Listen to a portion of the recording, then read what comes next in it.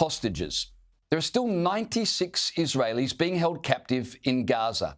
Men and women and children snatched from their homes by terrorists 450 days ago. I'm trying to imagine the absolute outrage I would feel if one of my family members was taken hostage, let alone still being held hostage 14 months later as the world dithers. If it was my mother or my sister still held captive in Gaza while world leaders opined on which particular rescue efforts they felt most comfortable with, well, I can't imagine the fury I would feel. And all of this as the world prepares to wish each other a happy new year. Imagine Hamas terrorists holding your loved ones hostage while Western politicians, including here in Australia, tutted the rescuers for being too, well, vigorous in their efforts to free them.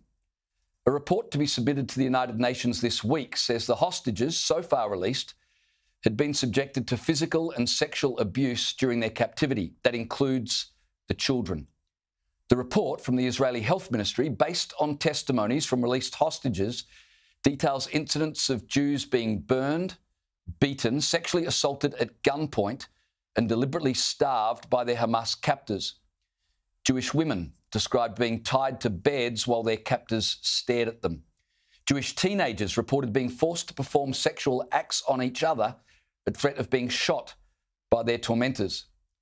The latest report from the Health Ministry also said that male captives, and I quote, endured severe physical abuse, including continuous starvation, beatings, burns with galvanized iron, and being denied access to the bathroom, which forced them to defecate on themselves.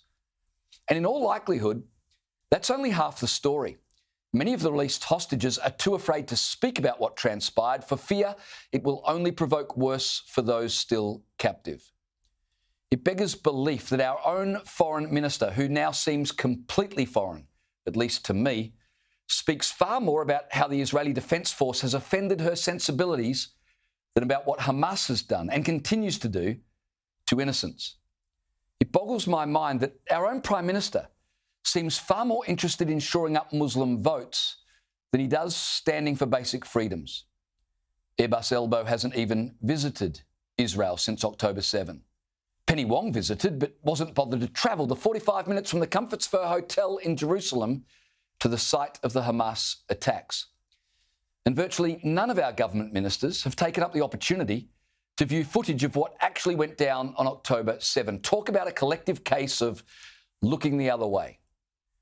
I was thinking about all of this when I read in horror, as many of you would have last week, about a woman set on fire in the New York subway. More horrific than the crime was the response, or should I say the lack thereof. A woman asleep on a train, set on fire by a madman, and fellow passengers stood idly while she burned. A New York cop was seen to nonchalantly walk past the burning woman, even as flames engulfed her. But here's the crazy part. At one point, the murderous madman was actually standing there fanning the flames as everybody else just watched on. It wasn't just that people watched her burn, people stood back as the madman made sure she burned. Every decent person was left asking, how on earth could this happen?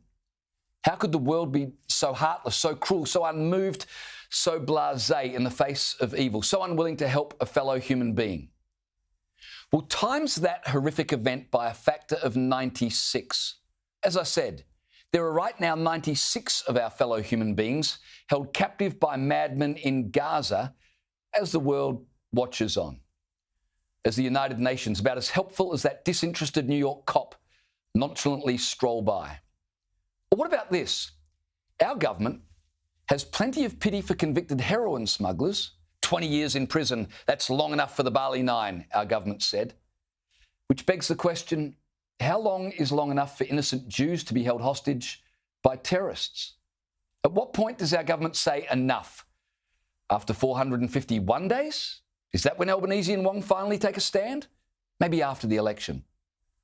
Did any of us imagine we'd still be talking about the need to free the Jews 450 days after they were taken hostage?